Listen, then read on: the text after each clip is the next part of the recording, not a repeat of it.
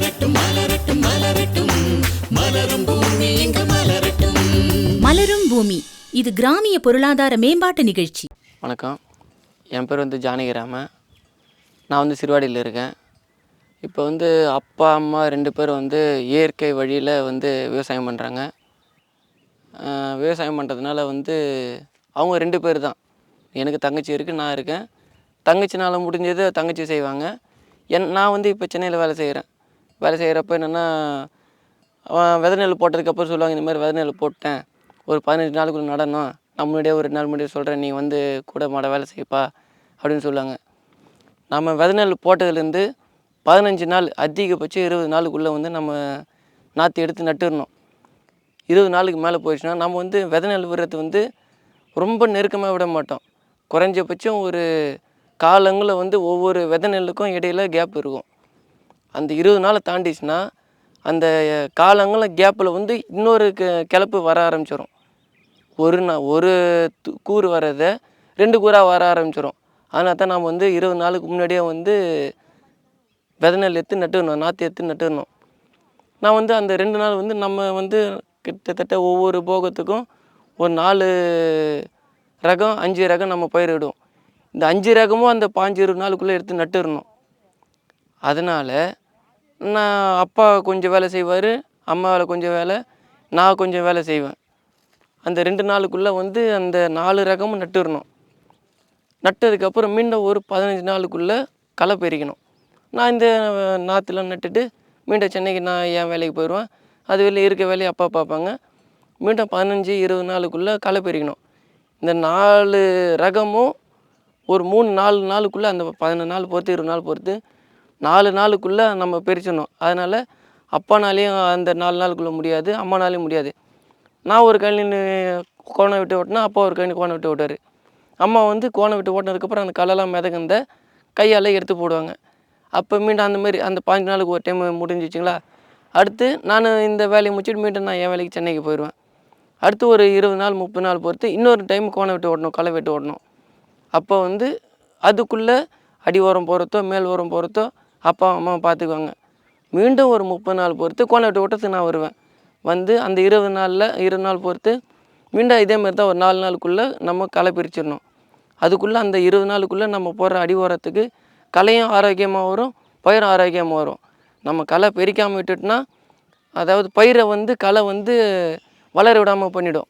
வளர விடாமல் பண்ணுறதுனால தான் நம்ம அந்த களை எடுக்கிறோம். இந்த மாதிரி ஒரு 2 டைம் களை வெட்டி களை பிரித்ததுக்கப்புறம் அடுத்து ஒரு மேக்ஸிமம் ஒரு 1.5-3 மாதம் 2 மாதத்துக்கு மேலே பயிரெலாம் நல்லா சேமமாக வந்துடும். வந்ததுக்கப்புறம் அறுத்து நம்ம மிஷினை வச்சு அரைக்கிறதில்ல. ஏன்னா அந்த நெல் இந்த நெல்லும் கலந்துரும். அதனால் கையாலே தான் அரைப்போம். கையாலே அறுத்து கையாலே அடித்து கையாலே எல்லாமே பண்ணிக்கிறது.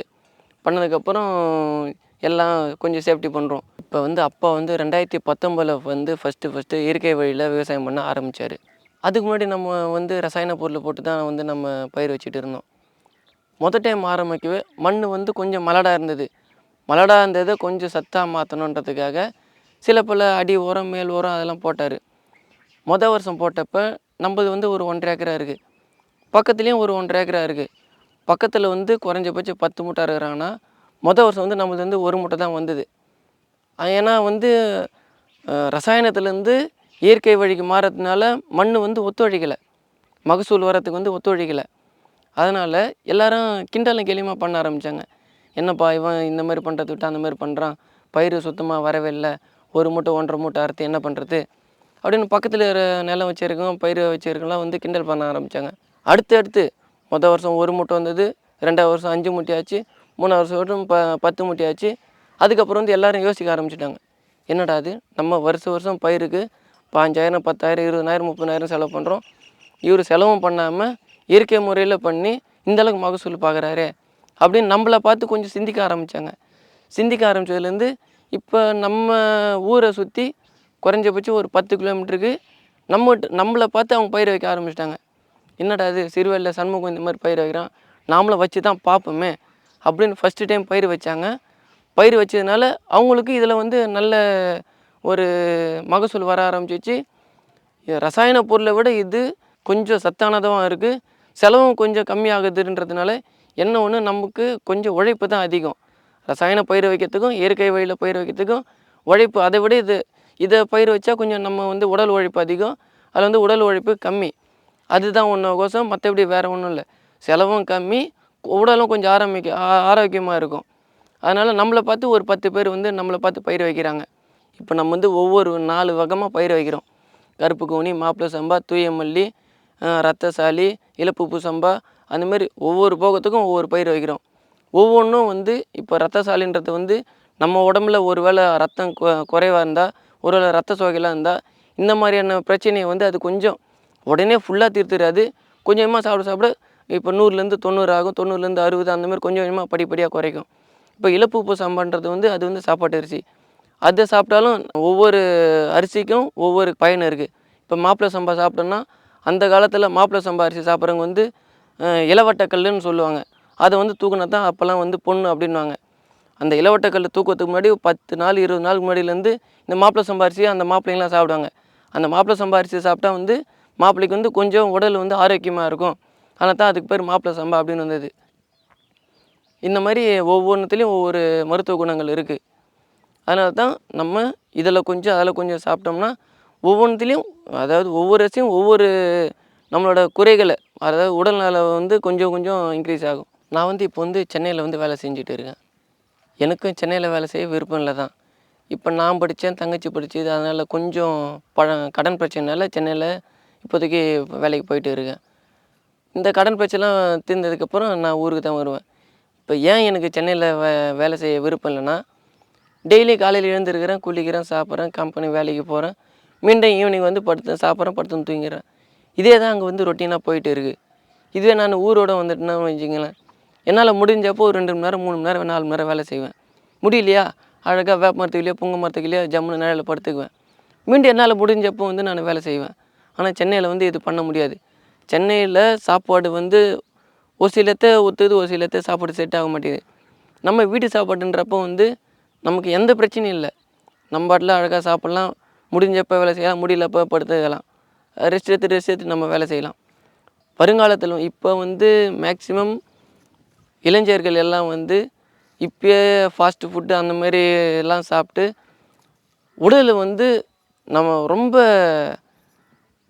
தடிமனாகிடுறாங்க. உடம்பு வந்து அதாவது ஆரோக்கியமாக இருக்க மாட்டேங்குது.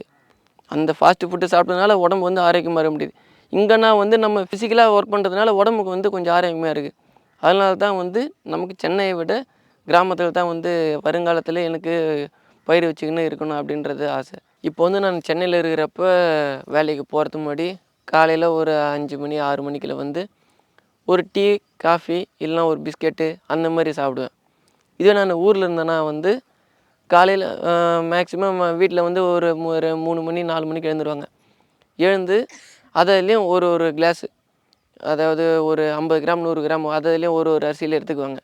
எடுத்து ஊற வச்சு மிக்சியில் போட்டு ஃபுல்லாக மழை அரைக்க மாட்டாங்க, பாதி அளவுக்கு அரைச்சிட்டு அதை வந்து கஞ்சி மாதிரி சாப்பிடுவாங்க. நான் டீக்கு பதிலாக இங்கே ஊருக்கு வந்தேன்னா அந்த கஞ்சி தான் சாப்பிடுவேன். 3-4 வகை போட்டு, இல்லை ஒரு நாள் வந்து ஒவ்வொரு அரிசி சாப்பிடுவேன். அப்படி இல்லையா 4 வகையான அரிசியும் போட்டு சாப்பிடுவேன். இதுவே வந்து அங்கே நான் வந்து இது கிடைக்காது எனக்கு. அதனால தான் நான் ஊரோட வந்துடணும்னு பார்க்குறேன். அங்கே நான் காலையில் டீ சாப்பிட்டேன்னா அடுத்து வந்து ஒரு குறைஞ்சபட்சம் ஒரு 2 மணி நேரம் 3 மணி நேரத்துக்கு எனக்கு வந்து பசி எடுக்காது. நானாக போய் சாப்பிட்டா தான் உண்டு. இங்கே வந்து இந்த கஞ்சி ஒரு 1.5 கிளாஸ் 2 கிளாஸ் சாப்பிட்டேன்னா அடுத்து ஒரு அரை மணி நேரம் 3/4 மணி நேரத்துக்குள்ளே மீண்டும் அது அடுத்து பசி எடுத்துக்கும். நான் 6 மணிக்கு டீக்கு பதிலாக இந்த கஞ்சி சாப்பிட்றேங்களா, மீண்டும் ஒரு 7:30 8 மணிக்குள்ளே நான் டிஃபன் முடிச்சிடுவேன். அங்கே போனால் டைமிங் தான் 8 மணினா காலையில் டிஃபன்னா 8 மணி தான் சாப்பிடுவேன். இங்கே அப்படி இல்லை, மதியம் சாப்பாடு செஞ்சிடுவாங்க. 10-11 மணிக்குள்ளே பசி எடுத்துன்னா மீண்டும் அடுத்து சாப்பிடுவேன். ஆனால் சென்னையில் வந்து சாப்பிட முடியாது. 8 மணி விட்டால் அடுத்து 12 1 மணிக்கு தான். 1 மணி விட்டால் 3 மணிக்கு ஒரு பிரேக்கு. அதை விட்டால் வந்து மீண்டும் ஒரு நைட்டு வந்து 7-8 மணி தான் மீண்டும் நைட்டு டின்னர் சாப்பிட முடியும். இங்கே வந்து அப்படி இல்லை.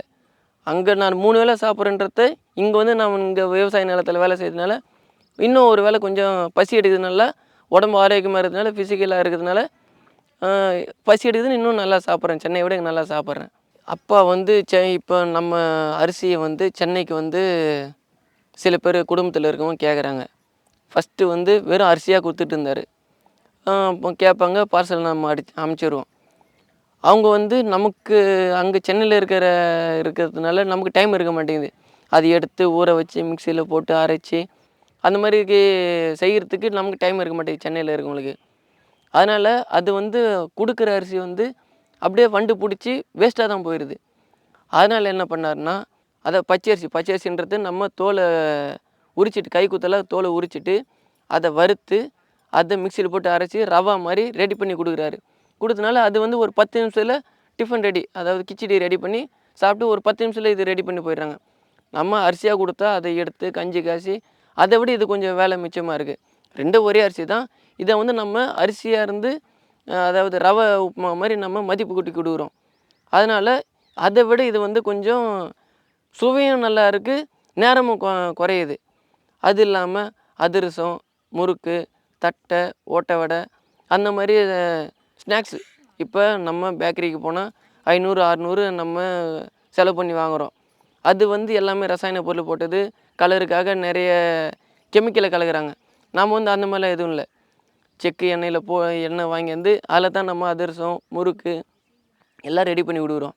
இப்போ இதை கொடுத்தனால அதை விட இது ருசியாக இருக்குது அப்படின்ட்டு அங்கே குடும்பத்தில் இருக்க குழந்தைங்க கூட எனக்கு பேக்கரியில் இருக்க மிச்சர்லாம் எதுவும் வேண்டாம், இந்த மாதிரி அதிரசம் முறுக்கு வாங்கி கொடுங்க அப்படின்ற அதை விட இது சுவையாக இருக்கிறதுனால இதுக்கு தான் வந்து குழந்தைங்களாம் வந்து வாங்கி சாப்பிட ஆசைப்பட்றாங்க. ஃப்யூச்சரில் வந்து அதாவது வருங்காலத்தில் இப்போ இந்த மாதிரி மதிப்பு கூட்டி கொடுக்கறதுனால அரிசியாக கொடுத்தா நம்ம 10 ரூபான்னு கொடுக்குறோன்னா, இந்த மாதிரி மதிப்பு கூட்டி கொடுக்கறதுனால 15 ரூபா 20 ரூபான்னு கொடுக்குறோம். ஏன்னா இதில் வந்து நமக்கு வேலைகள் அதிகமாக இருக்கிறதுனால ஃப்யூச்சரில் வந்து இந்த மாதிரி தான் செய்யலான்னு இருக்கிறேன். அந்த கம்பெனி போகிறத விட்டுட்டு இந்த கடன் பிரச்சனை தீர்ற வரையிலும் அங்கே இருப்பேன். அதுக்கப்புறம் வந்து இந்த மாதிரி தான் வந்து விவசாயம் பார்த்துக்கிட்டு இந்த மாதிரி மதிப்பு கூட்டி விற்றுக்குன்னு நம்மகிட்ட கேட்குறவங்ககிட்ட வந்து பொருளை கொடுத்துக்கின்னு அரிசியாவோ விதை நெல்லாவோ மற்றபடி மதிப்பு கூட்டி இந்த மாதிரி அதிரசமாவோ இந்த மாதிரி தான் நான் வந்து அடுத்து பண்ண போகிறேன். என் பேர் வந்து விஜயலட்சுமி, சிறுவாடி கிராமம். நாங்கள் வந்து ஃபஸ்ட்டில் வந்து கருப்பு கொனி நாற்று விடுவார். அதை விட்டு 5 நாளில் எடுத்து நட்டுக்குன்னு வருவேன். ஒரு ஆளாக அவர் எடுத்து கொடுப்பாரு, நான் ஒரே ஆளாக சாலை நடவு நட்டுக்குன்னு வருவேன். நட்டுக்குன்னு வந்துட்டு பிற்பாடு அவர் கொஞ்சம் சில நேரத்தில் இருப்பார், மீதி டைமில் நானே பிடுங்கி நானே நட்டுக்குன்னு வருவேன். வந்து ஒரு நாளைக்கு ஒரு கழனி முடிச்சுட்டுனாக்கா மரா நாற்று, மாப்பிள்ளை சம்பா நாற்று, அதுவும் அதேமாரி 5 நாளில் எடுத்து ஒரே ஆளாக எடுத்து நட்டுக்குன்னு சாலை நடவு தான் போடுவோம். போட்டு ஒரே ஆளாக நட்டுன்னு வருவேன். யாரும் ஆள் கூப்பிட்டா எங்கள் ஆளுங்களுக்கு யாரும் நட தெரியாது, அதனால் வரமாட்டேன் அப்படின்னு சொல்லுவாங்க. நான் ஒரே ஆளாக தான் இந்த 1.5 ஏக்கரம் நானே பயிர் வச்சு நாங்களே நட்டுக்குன்னு வருவோம். நட்டுக்குன்னு வந்த பிற்பாடு களை பறிச்சிடுவோம். 20 நாளுக்குள்ளே களை பறிப்பேன் கையாலே. இல்லை கோணம் வெட்டுறதுல அவர் வெட்டிடுவார், பின்னாடி நான் பறிச்சிக்கின்னு வருவேன், கையால் பறிச்சிக்கின்னு வருவேன். பறிச்சின்னு வந்த பிற்பாடு 20-25 நாளுக்குள்ளே இந்த மீன் அம்மியம் இதெல்லாம் போட்டோம்னா அந்த கூறு 20 கூறு 25 கூறு மிச்சமாக வரும். மேல் மருந்து அது 20 நாள் 25 நாளுக்குள்ளே அவர் அடிச்சிடுவார். மருந்து மூளைக்கு அடிப்பார். அடித்தாக்கா அந்த பூச்சியெல்லாம் வந்து அப்பால் போயிடும். இப்படியா பண்ணிட்டு வருவோம் 2 பேரும் சேர்ந்து. பாதி நேரம் அவர் கூட இருப்பார், பாதி நேரம் நானே எல்லாமே பார்த்துக்குவேன். ஏற்பறிக்கிறதோ இல்லை கையில் பூச்சி இருக்குதோ இல்லை களை எடுக்கிறதோ மற்றது ஃபுல்லாக நானே பார்த்துக்குவேன். முதல்ல வந்து கருப்பு கொனி தான் நாங்கள் நெல் கையால் அறுத்து ஒரே ஆள் கூட குழந்த வரும், அது பேர் லோகேஸ்வரி. அது வந்து என்னோட அம்மா சரி ஒண்டியாக இருக்கிறாங்களேன்னு அது ஒத்தாசு பண்ணும். ஒத்தாசு பண்ணி அறுத்து போட்டுட்டு 2 நாளில் அறுத்துருவோம். 50 சென்ட் 40 சென்ட் இப்படி இருந்தால் 2 பேரும் அறுத்து போட்டுருவோம். மரா நாற்று பையனும் அவங்க அப்பாவும் கட்டுவாங்க, 4 பேராக தூக்கின்னு போட்டு அதை அடிச்சுன்னு இருக்கும். அடிச்சுன்னு பார்த்து மாப்பிள்ளை சம்பாவும் கையால் தான் அறுப்போம். எல்லாமே கையால் அறுத்து ஒத்தாசு பண்ணி பசங்க கூட இருந்து ஹெல்ப் பண்ணி அதை கட்டு அடித்து அதை காய வச்சு வைக்கலாம் எடுத்துருவோம். எல்லாம் வண்டியால் இருப்பாங்க, நாங்கள் எல்லாமே கையால் தான் அறுப்போம். அறுத்துட்டு பிற்பாடு இதுமாரி எனக்கு வந்து டைராய்டு இருந்தது. அந்த டைராய்டை வந்து ஹாஸ்பிட்டலில் போயிட்டு 1 மாதம் பெட்டில் இருந்து இதுமாரி எல்லாமே பண்ணாங்க. ஆப்ரேஷன் வேணான்னு சொல்லிட்டாங்க ஒரு மேம் வந்து. அதுக்கப்புறம் நாங்கள் இந்த பயிர் வச்சு பார்த்து இந்த அரிசிலாம் சாப்பிட்டு இட்லி, தோசை, உப்புமாவு, கஞ்சி, கருப்பு கோணி, மாப்பிள்ளை சம்பா, தோயமல்லி, ரத்தசாலி இதெல்லாம் சாப்பிட்ட பிற்பாடு எனக்கு வந்து அந்த நெஞ்சில் வந்து முழுங்க முடியாத அளவுக்கு ஃபஸ்ட்டில் ஆரம்பத்தில் இருந்தது. இப்போ அதெல்லாம் சாப்பிட்ட பிற்பாடு இந்த நெஞ்சில் வந்து எனக்கு அடைக்கிறதோ வலியோ எதுவும் ப்ராப்ளம் கிடையாது. அது நார்மலாக இது வரைக்கும் இருக்குது. இதுக்கப்புறம் கடவுள் செயல் தான் எப்படி அப்படின்றது தெரில. வலின்றதுலாம் தெரியாது, தலையில் செமலாம் வைக்க முடியாது, அப்படியா இருந்து சாப்பிட முடியாத. இதெல்லாம் சாப்பிட்ட பிற்பாடு அந்த வலியெல்லாம் இல்லை, அந்த வீக்கம் மட்டும் அப்படியே இருக்குது, இன்னும் கரையில். மற்றபடி அந்த வலி கிளி எதுவுமே இது வரைக்கும் தெரியல, அப்படியா இருக்குது. அது கொஞ்சம் கொஞ்சமாக உடம்புல வந்து எனக்கு மாற்றம் தெரியுது. தெரிஞ்ச பிற்பாடு தான் இந்த அரிசிலாம் வந்து நாங்கள் வெளியே மக்களுக்கு கேட்குறவங்களுக்கு அனுப்பிங்கிறக்கிறார். காலையில் வந்து 4 மணிக்கோ இல்லை 3 மணிக்கோ நாங்கள் ஏஞ்சிருப்போம். ஏஞ்சதும் கருப்பு கோணி ஒரு கிளாஸ் அரிசி 200 கிராமோ இல்லை 100 கிராமோ எடுத்து ஊற வச்சுடுவோம். ஊற வச்சுட்டு 7 மணிக்கு மேலே அது மிக்சியில் போட்டு அரைச்சி அது கஞ்சி சுத்தண்ணி சுட வச்சு கஞ்சி கரைச்சி அது மிக்சியில் போட்டு உடச்சி கஞ்சி சாப்பிட்ருவோம்.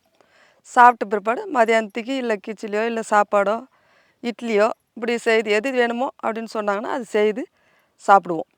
சாப்பிட்ட பிற்பாடு நைட்டுக்கு தோசை இருந்தாலும் செய்துக்குவோம். இல்லை இந்த கிச்சிலி வந்து பச்சை அரிசி வறுத்து கருப்பு கோணியோ இல்லை மாப்பிளை சம்பவோ பச்சை தான் ஆர்கானி மூலிமா அதை யூஸ் பண்ணி மல்லாட்டு சட்னி அரைச்சி அதுக்கு செய்து சாப்பிடுவோம்.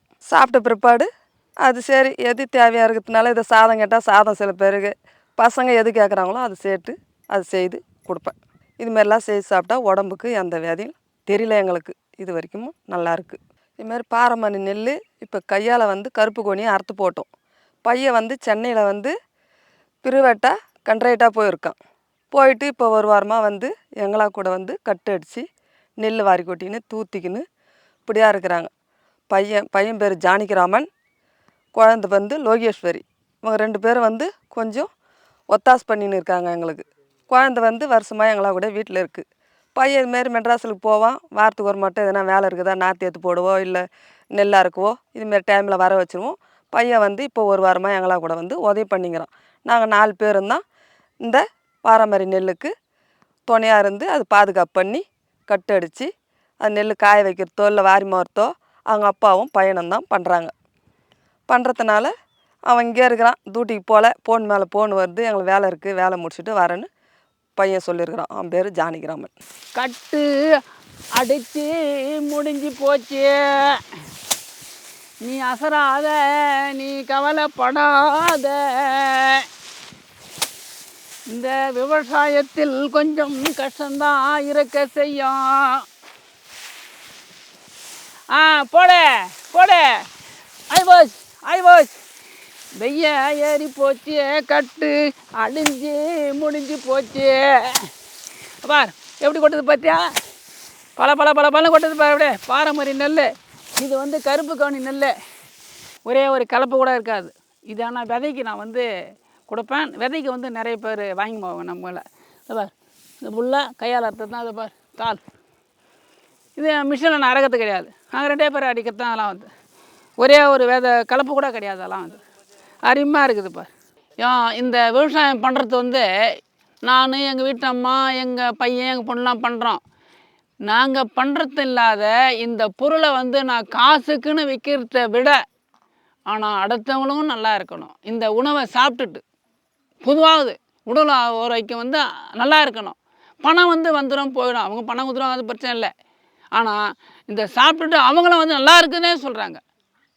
இங்கே நான் நகரத்தில் சென்னையில் வாங்கி சாப்பிட்றதால உங்களுக்கு நல்லா இருக்குது ஐயா, எதுவும் தவறில்லை, எனக்கு நான் கேட்குற மாதிரி நீங்கள் கொடுத்துருங்க.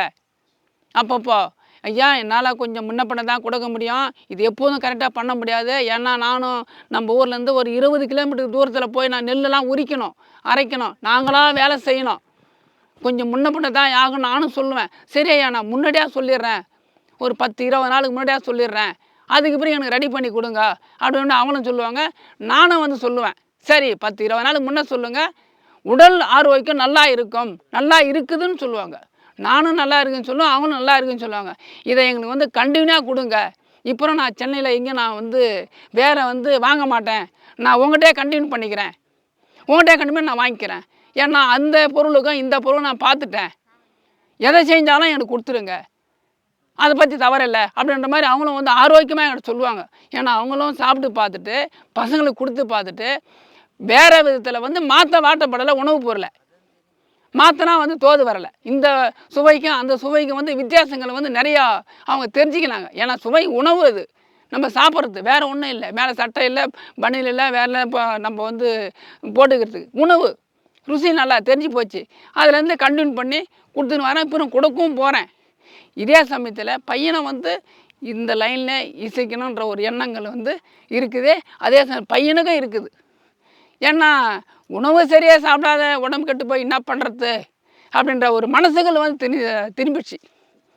உடம்பு கட்டி என்ன பண்ண போகிறோம் அப்படின்ற மாதிரி இந்த மாதிரி நானும் செஞ்சுக்கிறேன் ஐயா.